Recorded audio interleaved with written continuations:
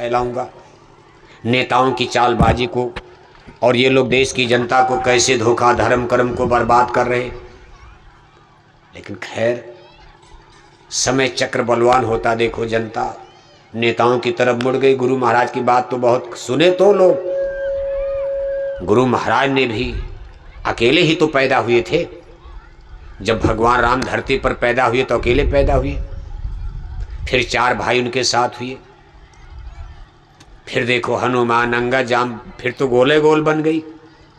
भगवान श्री कृष्ण ने जिस दिन जन्म लिया अकेले पैदा हुए जेल में, फिर भैया बलदाऊ मिल गए, ग्वाल बाल मिल गए, 5 पांडव मिल गए, फिर महाभारत में बहुत लोग मिल गए।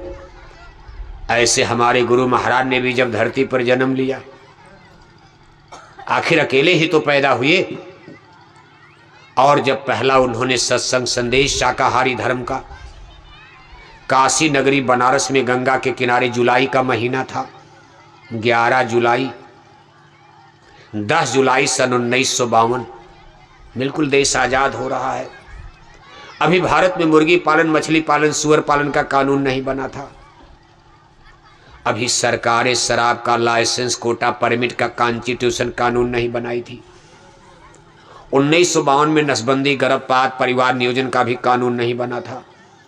उस समय गर्भपात को गैर कानूनी माना जाता था। 1952 में अगर किसी के घर में गर्भपात हुआ तो पुलिस उसको गिरफ्तार कर सकती थी, जेल में डाल सकती थी। अंग्रेजों का ही बनाया कानून, अंग्रेज गर्भपात के भी खिलाफ कानून बनाए थे। अब ये सब कानून देखो आगे बना, हमारे गुरु महाराज ने इसका विरोध किया। 11 लोगों को पहले सुनाया काशी में, फिर 11 से 11,000 हो गए। सन 70 आते आते 11 लाख, 11 करोड़ों हो गए। और आज आप देख रहे 2024 में कटते पिटते लड़ते भिड़ते, फिर भी गोल तो है ही है। टुकड़ा टुकड़ा हुआ, खंड खंड हुआ, कोई रिवोल्यूशन है? मतैक हो जाता, मतभेद हो जाता, कोई कुछ दूर चलता, कोई कुछ दूर। सब सिपाही बराबर तो लड़ते नहीं है। कोई थक जाता है, कोई मर जाता है, कोई पिट जाता है, कोई कट जाता है। जय गुरुदेव मिशन कोई कथा कीर्तन नहीं है। जय गुरुदेव मिशन एक इनकलाब है। जय गुरुदेव मिशन एक क्रांति है। जय गुरुदेव मिशन एक रिवोल्यूशन है। इसलिए इसमें सबके बस की बात भी नहीं थी। कुछ चले, कुछ भागे, कुछ इधर उधर। फिर भी आप देख रहे हो चंदौली में हमारे भाई चौरसिया जी देखो लगे उनके रहनुमा नेतृत्व में। फिर चंदौली डेवलप कर रहा, आप खड़े हो रहे हो। एक बार तो लगा एकदम खत्म हो जाएगा, लेकिन फिर डेवलप हो रहा है। संतों महापुरुषों की क्रांति कभी मरेगी नहीं, बीज कभी मरता नहीं है। गुरु महाराज बराबर इसका विरोध करने लगे कि भाई आप क्या करें, मुर्गी पालन खोलकर रामराज लाओगे, मछली पालन खोलकर रामराज लाओगे, शराब की दुकान खोल दोगे, बच्चों का चरित्र बिगड़ जाएगा, नैतिक बल गिर जाएगा, इनके संस्कार बिगड़ जाएंगे, खान पान गंदा हो जाएगा, ये बूढ़े माँ बाप को थप्पड़ मारेंगे, गाली देंगे, शराब के नशे में बहन बेटी नहीं पहचानेंगे। तो देखो देश में इमरजेंसी लगाई गई थी। इसी बात को लेकर हमारे गुरु महाराज को जेल में भी डलवा दिया। कांग्रेस पार्टी का राज था 75 में। स्त्री प्रधानमंत्री ने सब नेताओं के साथ साथ, डर तो हमारे गुरु महाराज से था। नेता तो बहाना थे, किसी नेता को हथकड़ी बेड़ी नहीं डाली गई, लेकिन हमारे गुरु महाराज के हाथों में हथकड़ी, पैरों में बेड़ी आपने डाल दिया। कभी इस पर विचार करते हो आप? हथकड़ी बेड़ी किसको डाली? जो बहुत बड़ा क्रिमिनल हो, माफिया हो, जो बहुत बड़ा डकैत हो। इतने बड़े संत महात्मा जिसके लाखों करोड़ों मुरीद है जान देने के लिए, उसमें अगर हमारे गुरु महाराज ने न रोका होता तो भारत में क्रांति मच जाती। अंत में आपने सिखों के गुरुद्वारे पर फौज लगवा दिया, अंजाम सामने आ गया। वो काम हम लोग भी कर सकते थे, लेकिन हमारे गुरु महाराज ने कहा ना ना ना ना, कर दे दो, मैं माफ़ करता हूँ, क्षमा करता। खैर गुरु महाराज जेल से बाहर भी आ गए, जाकर लोगों ने माफ़ी भी मारा, कांग्रेस वालों ने। लेकिन कांग्रेस को उसका अभिशाप तो लग जाएगा, पाप तो लग गया। आज आप देख रहे कांग्रेस पार्टी वेंटिलेटर पर चल रही है। वेंटिलेटर माने ऑक्सीजन पर। कभी जिंदा हो जाती, कभी मरी जाती है। जब आदमी मरने के करीब होता तो ऑक्सीजन पर वेंटिलेटर इमरजेंसी वार्ड में लगा दिया जाता। मरेगा कि बचेगा कोई गारंटी नहीं है। आज कांग्रेस पार्टी वेंटिलेटर, उत्तर प्रदेश में तो वेंटिलेटर है पर है।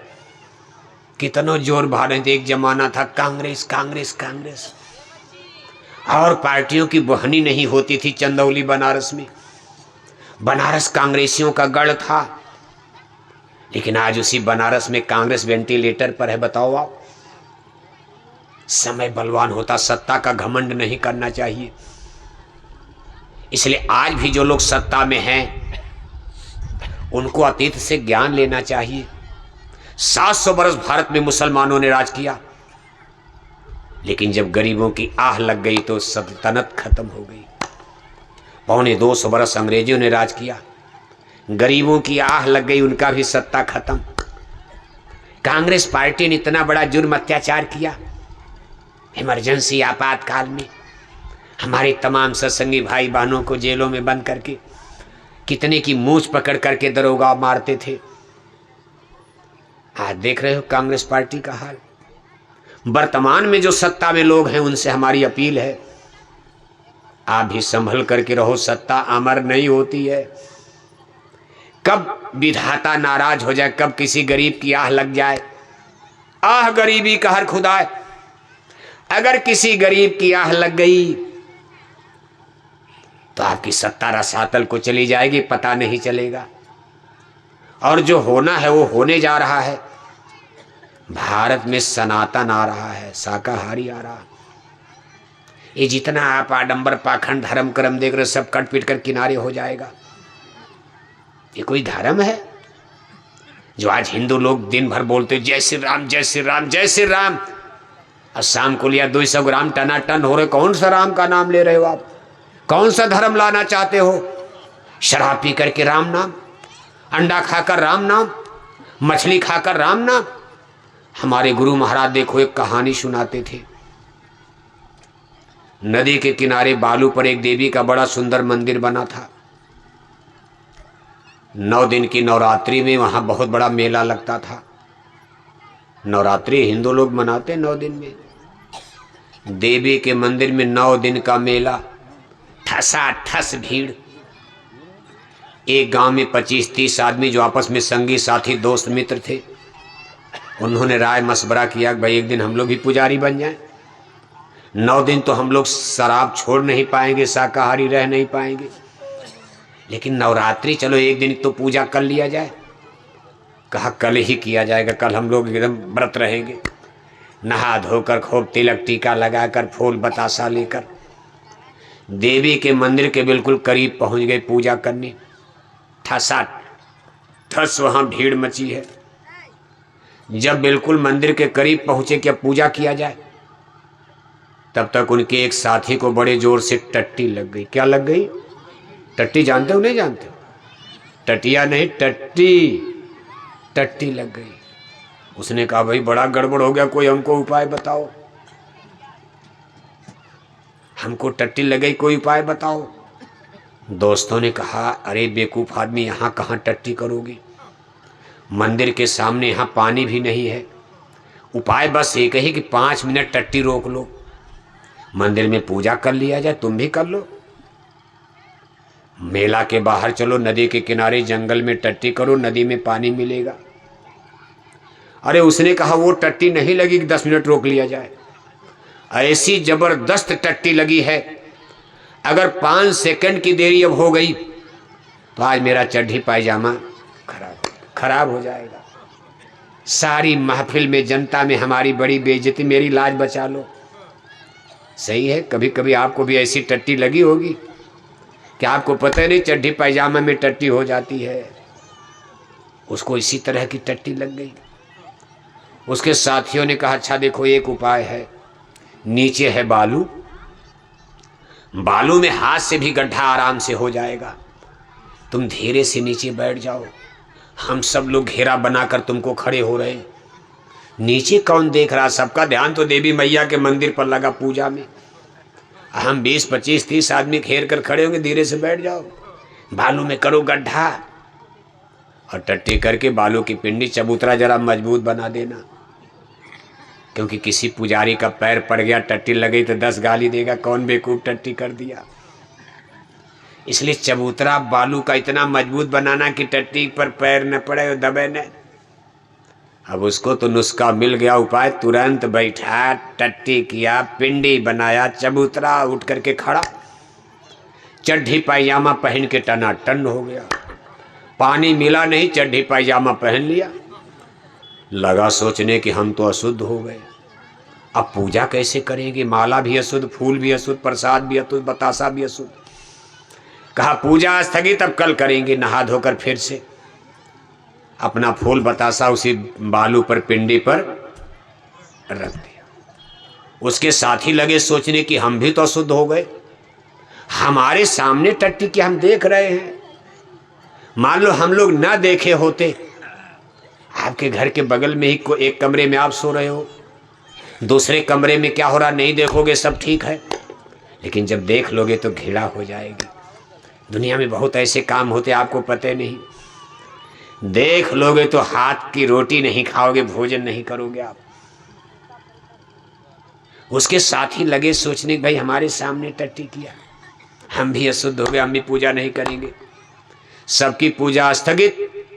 अब जितने 25-30 आदमी सब अपना अपना फूल बतासा उसी बालू पर रख करके मेला के बाहर चले गए। ये लोग तो निकल गए, पीछे से जनता आई, कहा भाई ये कौन देवस्थान है, ये कौन देवी है। तो एक आदमी ने कहा ना ना ना ना, ये देवी नहीं है। अरे किसी का गिर गया होगा, मंदिर तो मैया का आगे है। अरे कहा गिरेगा, 1 गिरेगा, 2 गिरेगा, 3 गिरेगा, इतना इतना फूल बतासा गिरेगा, जरूर कोई देवी है। तब तक एक आदमी भीड़ में सुन रहा था, टाटधारी एक आदमी सुन रहा था। उसने कहा बड़ा अच्छा मौका है पुजारी बनने का, अगर कहीं बात लह गई तो लह गई। अगर ये देवी का स्थान साबित हो गया तो मैं यहाँ पुजारी बन जाऊंगा, दक्षिणा आराम से मिलेगी, चढ़ावा मिलेगा, मेरी गरीबी अनायास दूर है, मैं पुजारी बन जाऊंगा, यहाँ तमाम लोग दक्षिणा चढ़ाएंगे। उसने एक दाव मारा, कहा देखा जाएगा, हो सकता है। वो लपक करके कूद करके आ गए। अरे कहा इसी देवी मैया ने आज हमको रात में सपना दिया है। कहा क्या सपना दिया, सपना बताओ। कहा मैया ने कहा बच्चा कल प्रातः काल में इस बालू में नदी के किनारे में प्रकट होने, मेरा प्रगटीकरण होगा। मैंने पूछा मैया आपका नाम क्या रहेगा, तो मैया ने कहा मेरा नाम रहेगा हंगामा देवी। क्या रहेगा, मैया ने नाम भी बता दिया, मेरा नाम रहेगा हंगामा देवी। क्या नाम रहेगा। अब लोगों ने कहा भाई बात तो पक्की, देखो भगत को सपना हो गया, जब देवी मैया ने सपना दिया तो बात पक्की है। तब तक 4 आदमी बैठ गए कि कीर्तन करने लगे, वहाँ देवी जागरण गीत शुरू, कविता बना लिया। कहा जय मैया हंगामा देवी, जय जय हो हंगामा देवी, जगत तारिणी हंगामा देवी, भगत तारिणी हंगामा देवी, विघ्न हरण हे हंगामा देवी, जय मैया हंगामा देवी। गाना कीर्तन शुरू। तब तक 2 आदमी चद्दर लेकर दक्षिणा लेने खड़े रहे। कहा दक्षिणा देते जाओ, कल से देवी मैया का मंदिर बनेगा। मैया यहाँ बालू में कब तक अकेले रहेंगी, यहाँ छान छप्पर बनाया जाएगा मंदिर। शाम होते होते पुरानी मैया का मंदिर खाली हो गया, पुरानी मैया क्या कोई जा ही नहीं रहा। अरे कहा पुरानी मैया की पूजा करते करते, दान दक्षिणा चढ़ाते चढ़ाते 10 साल हो गया, आज तक मेरी बहू को बेटा नहीं पैदा हुआ। एक मनौती देवी मैया ने मेरी पूरी, छोड़ो अब नई मैया की परीक्षा लिया जाए, हो सकता नई मैया से काम बन जाए, पुरानी छोड़ो आप। सारी जनता हल्ला मच गया, नई मैया प्रकट हो गई, इधर आ गई। वहां देखते देखते शाम तक फूल बतासा का टीला लग गया, सारी जनता वहां खड़ी, देवी मैया का मंदिर खाली। शाम को उस देश का राजा अपने मंत्री के साथ रथ पर बैठ करके गुजर रहे थे। राजा ने कहा मंत्री देवी का मंदिर तो आगे है, मेला वहां, लेकिन सारा मेला यहां बालू में क्या कर रहा है। मंत्री ने कहा हुजूर अभी पता लगाता। जाके पूछा मंत्री भाई ये क्या कर रहे हो। अरे कहा महाराज हंगामा मैया की पूजा हो रही है। कहा हंगामा मैया क्या होती? अरे कहा आज देवी प्रकट हो गई, बालू में नई मैया प्रकट हो गई। राजा ने कहा मंत्री मैं राजा हूं, मैं कोई मूर्ख पागल नहीं, मैं देश का राजा हूं, मैं अकल और बुद्धि रखता हूं, मैं पहले सच्चाई का पता लगाऊंगा, क्योंकि मैंने भी बड़ी कथा भागवत सुनी है।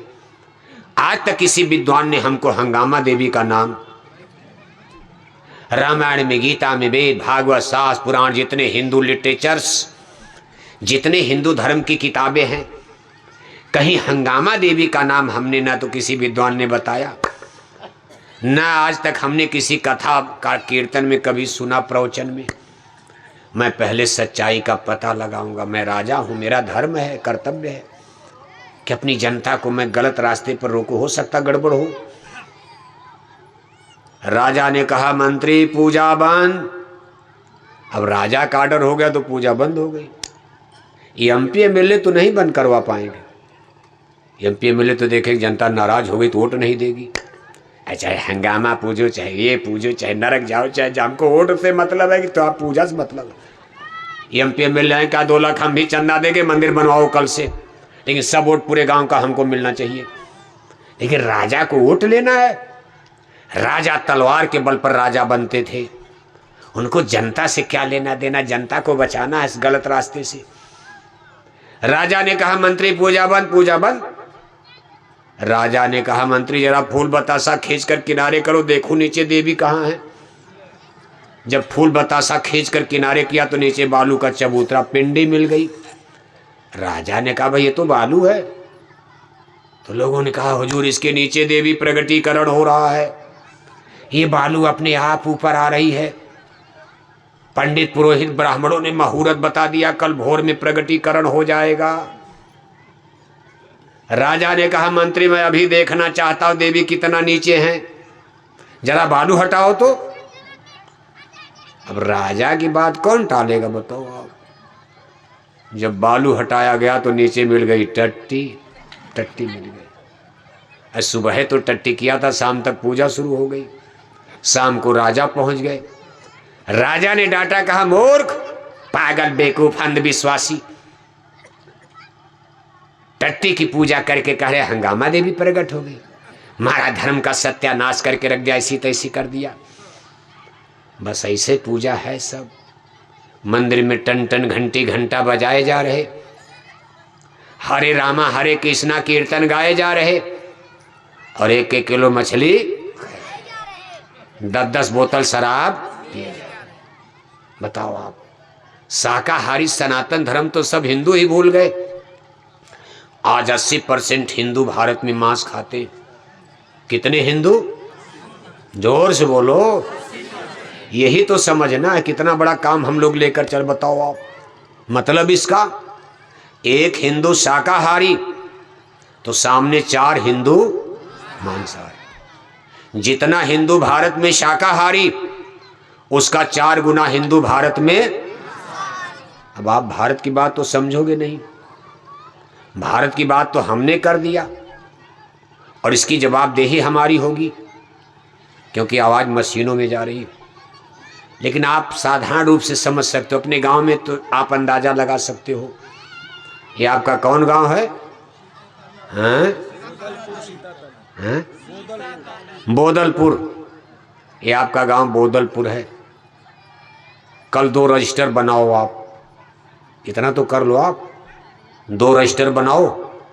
एक रजिस्टर पर लिखो शाकाहारी हिंदू और एक रजिस्टर पर लिखो मांसाहारी हिंदू।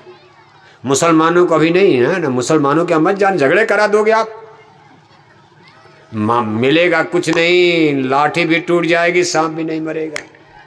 हमने पहले कह दिया मुसलमानों के अब यहाँ भी मत जाना शाकाहारी धर्म लेकर। आप हिंदुओं के बोदलपुर में हिंदुओं के घर में जाओ, जितने हिंदू ब्राह्मण क्षत्रिय यादव हरिजन कुर्मी हैं, पटेल हैं, कुशवाहा हैं, भर हैं, पाशवा जो भी हैं, सेठ साहूकार अन्या बनिया गुप्ता जो भी हैं, आप बोदलपुर में सर्वे करो। एक रजिस्टर पर शाकाहारी हिंदू और एक रजिस्टर पर मांसाहारी हिंदू। तो कौन रजिस्टर पहले भरेगा बोदलपुर में? जोर से बोलो। सही है, कौन रजिस्टर भरेगा? अरे भरेगा नहीं, कई रजिस्टर भर जाएगा मांसाहारी। शाकाहारी रजिस्टर तो शाम तक खाली ही रह जाएगा। अब समझ में आया हमारी बात? एक हिंदू शाकाहारी तो 4 हिंदू। जितने हिंदू भारत में शाकाहारी, उसका 4 गुना हिंदू भारत में। और जिनको धर्म की ड्यूटी दी गई है, वो कहते हैं भगवान ने हमको ड्यूटी दिया है। जिनको पंडित पुरोहित आप कहते हो, ब्राह्मण, जिनके हाथ घर में रामायण गीता वेद भागवत है। मान लो चंदौली जिले में ब्राह्मणों का कोई गांव है, केवल ब्राह्मणों के गांव में जाओ आप, जिसमें केवल ब्राह्मण हैं, और ब्राह्मणों के गांव में सर्वे करो। एक रजिस्टर पर लिखो शाकाहारी ब्राह्मण और एक रजिस्टर पर लिखो मांसाहारी ब्राह्मण। तो ब्राह्मणों के गांव में कौन रजिस्टर पहले भरेगा? बोलो। हमको दोष मत देना, देखो आप कह रहे हो, ये तो ब्राह्मण झगड़े कर नाराज हो जाएंगे। यानी जनता ये कह रही है, ऐसा माना जा रहा है।